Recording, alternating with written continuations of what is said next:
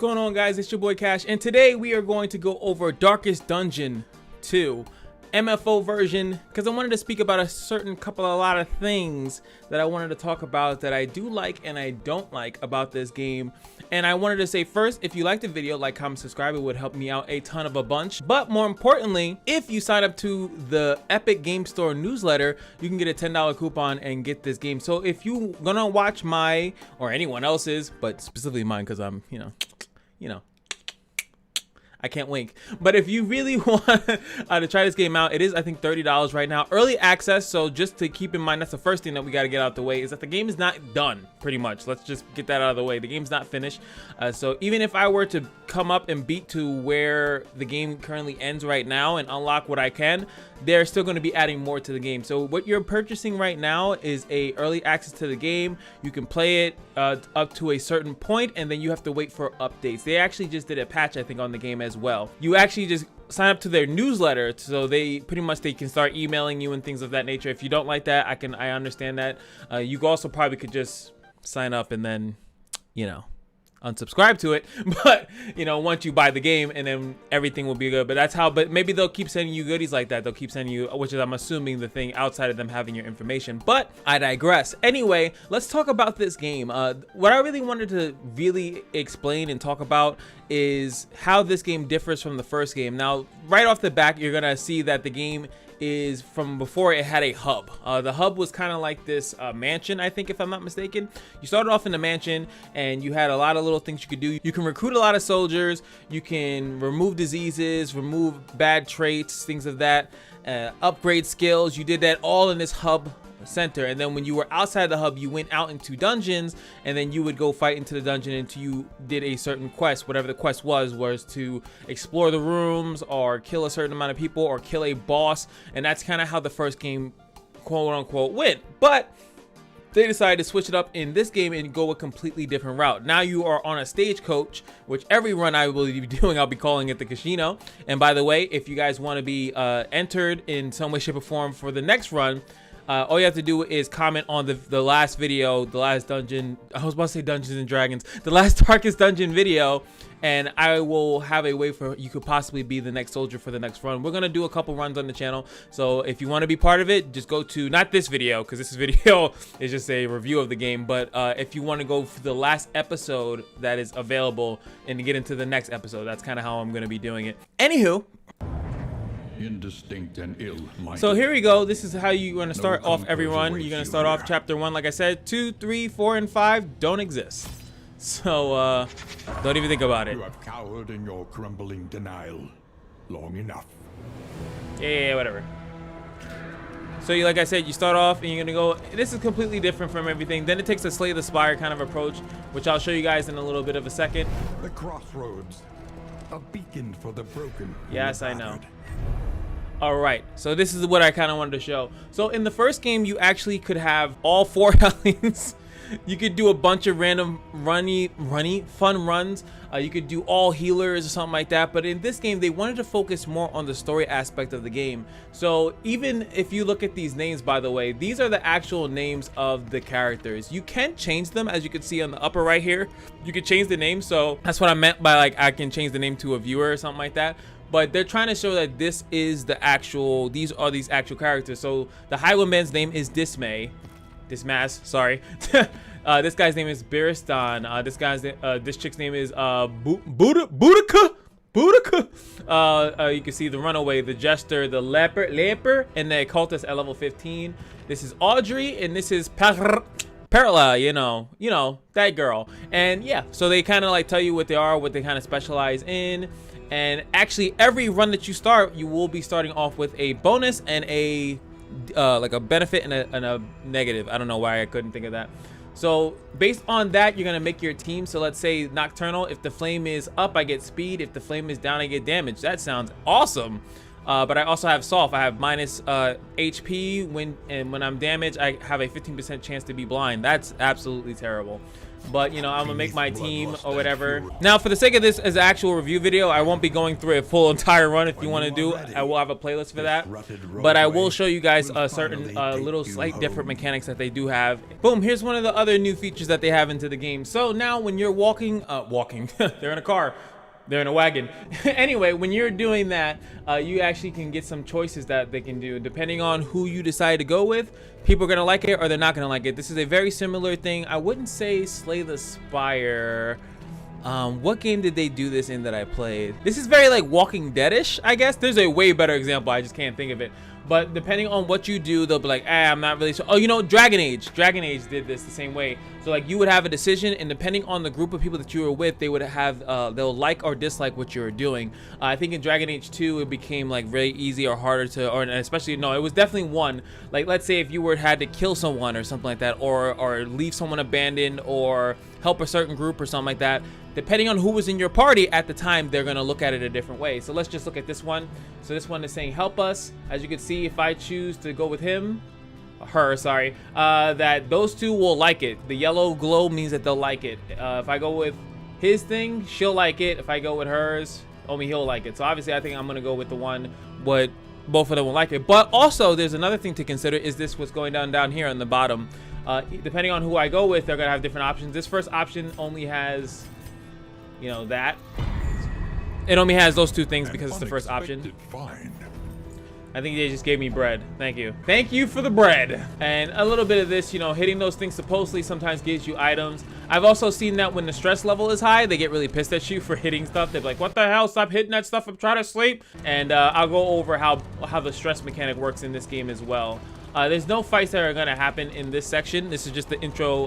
Every time you're just gonna go through the intro and nothing really happens. So I'll see you guys in a little bit. All right, so when you see one of these, that means it's about to get on and popping. Pretty much they blockade you to try to fight you, unless the light is all the way down, and then they'll just try to fight you no matter what.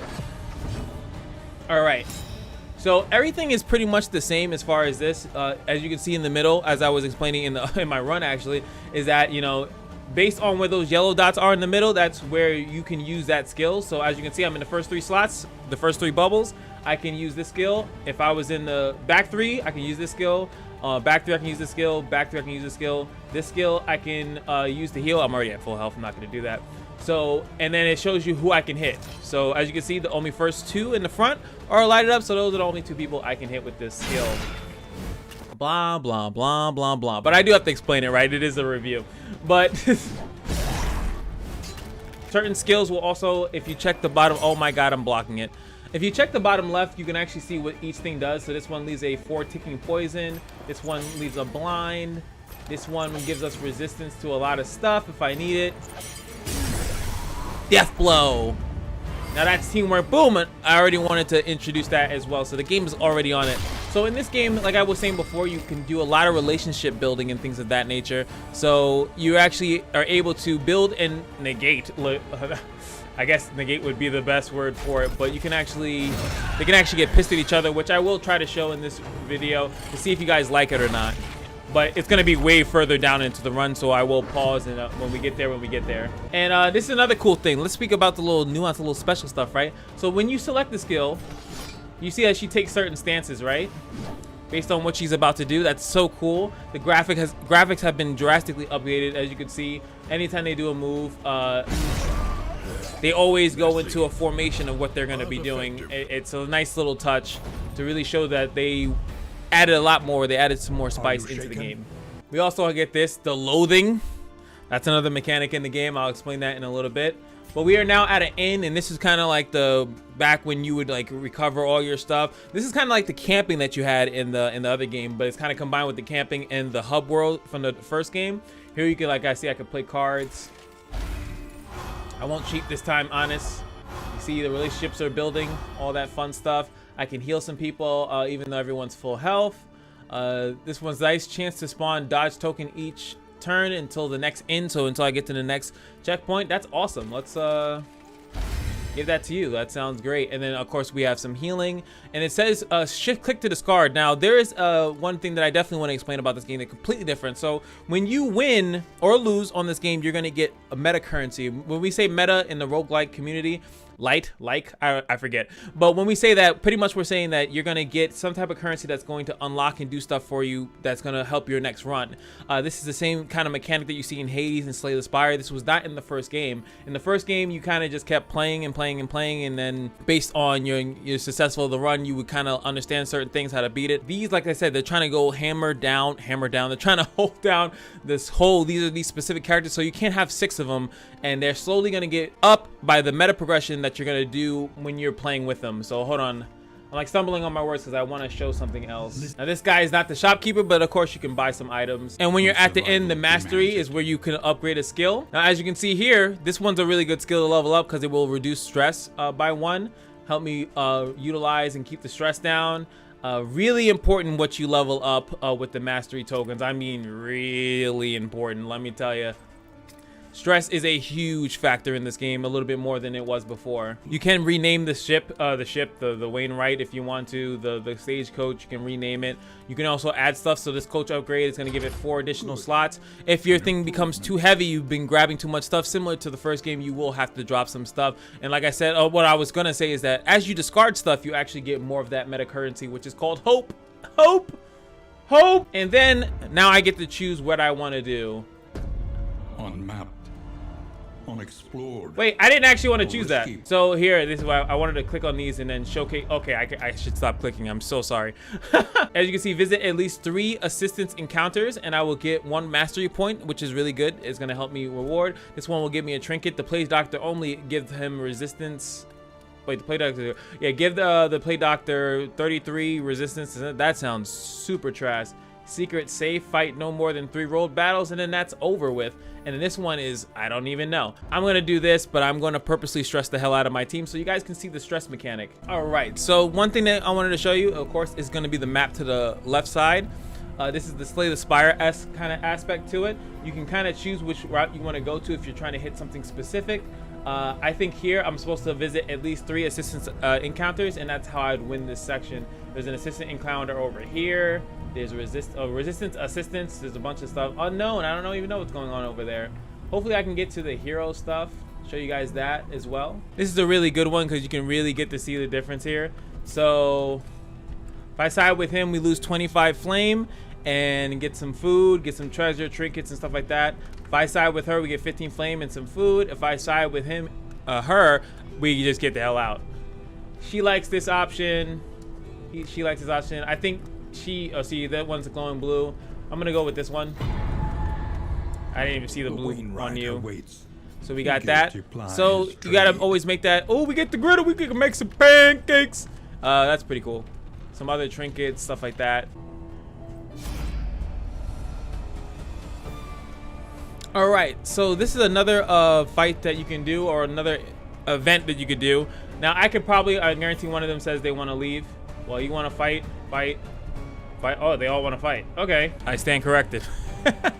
I stand corrected. But let's check out the stress feature and see what happens when these guys get cuckoo for Cocoa Puffs. Now, as they take damage and things like that, they're gonna get stressed out, which is kind of fine. There's another way you can purposely do it, which I wouldn't recommend. But if you skip your turn, you will you do increase the stress as well. Luckily here, so you can see here, move. I can move backwards or forwards any way that I want. But if I skip my turn, you can see in the bottom left that I will get 2 stress from doing that. Anxiety foments insidious fears. Once again, I just wanted to showcase the animation. So look, pickaxes, she has it up. The daggers. Now she's gonna throw multiple daggers. Got the poison darts. And got the bubbly. So it's just a nice little cool way to show some like how that works. Actually, what does this do? Dodge, chance, speed, act faster next round.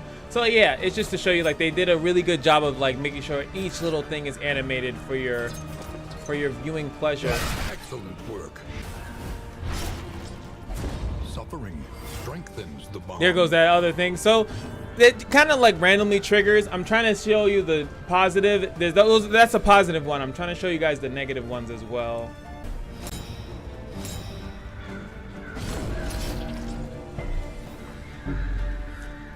All right, the death's door mechanic is still in the game. So All you have to do is heal them out of it, and then that should pretty much do it. That's all you really got to do. But if they take, like, he has a bleed, which is having death's door and a dot on you is really dangerous. But you guys should remember that from the other game. So that's still there. As you can see, the graves mechanic is still in the game from the last game as well. I'm not a big fan of it. I kind of don't like it. I wonder if you could take it off, but just a heads up. Here we go. There's the meltdown. So all your positive, like, Doomsayer. So all your positive, like, progression pretty much goes away. And it goes into the negative. Since we had a lot of positivity that was building up, all that just went down the drain. All that went down the drain.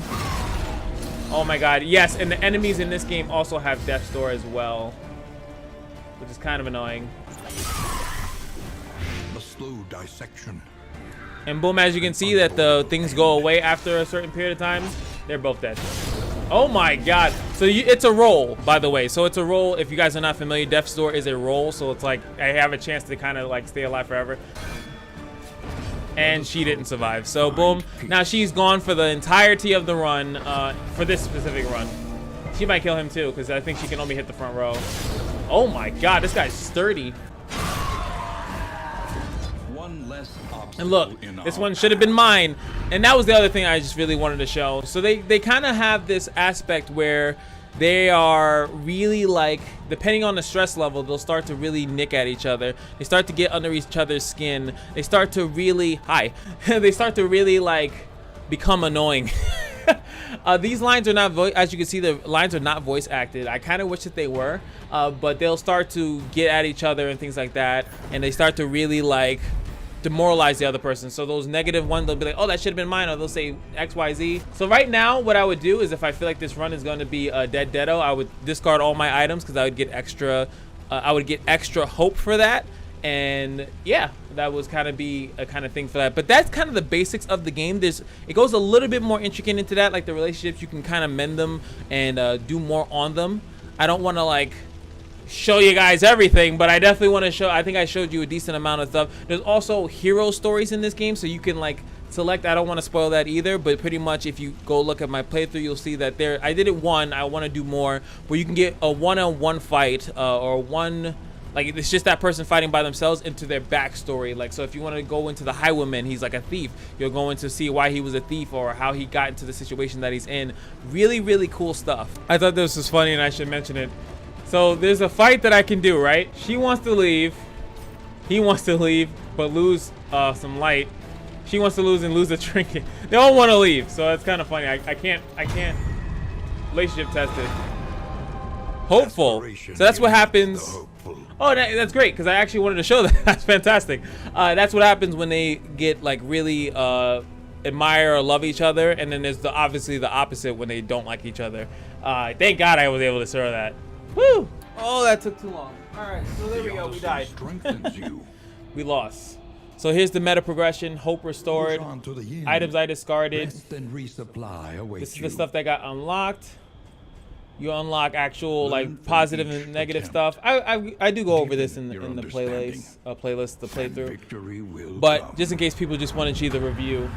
So boom, and then it starts all over again. So YFOs in the comment section below. Let me know how you feel about Darkest Dungeon #2. This looks like the direction. As far as how I feel about it, I do like some stuff. I don't like that when you make a positive bond with someone, it then can turn out negative. Like, I don't know if I was how I showed it, but, like, you can gain a positive bond with two characters, and then when you heal someone outside of it, if one of those characters tries to heal or defend or protect another character that's not within that bond, they get pissed at you.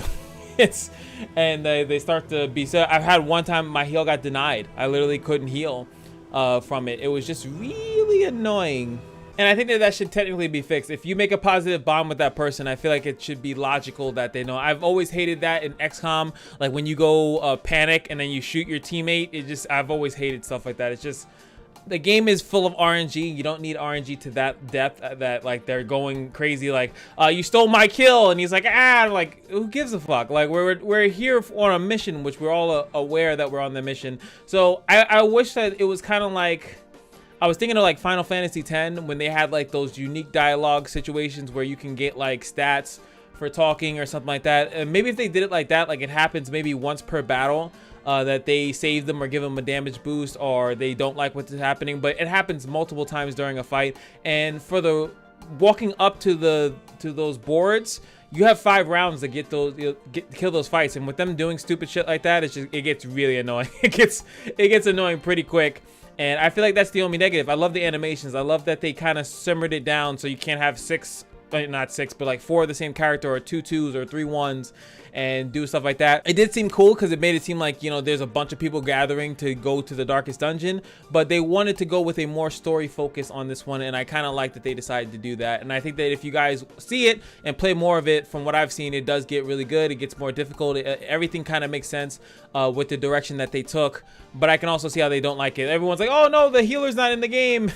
The Vestal or whatever, because she dies in the first one. Sorry, spoilers. But you know, they're going with story. They're trying to give you a lot of story, and I do hate that they didn't finish the game before launching it. Technically, like, it's early access, but there's a lot that's not locked into the game. I hope when it fully releases that everything is into the game. So why not wait, you guys? You never know what other random deals that they might bring out when the game actually comes out. I don't think you need to get the game as soon as possible, but for those that are like us from Darkest Dungeon 1, or just like a good roguelike, I say why not? It's literally $30, which isn't too much. It's not a full price AAA title, but it's also $20 if you want to go and give them your email on the Epic Store. Also, yes, it's on the Epic Store and it's not on Steam at the moment, but full release I heard will be on Steam. So like I said, let me know in the comment section how you guys feel. Like, comment, subscribe, and just remember that every day at the Kashino is your lucky day, and I'll see you guys in the next video.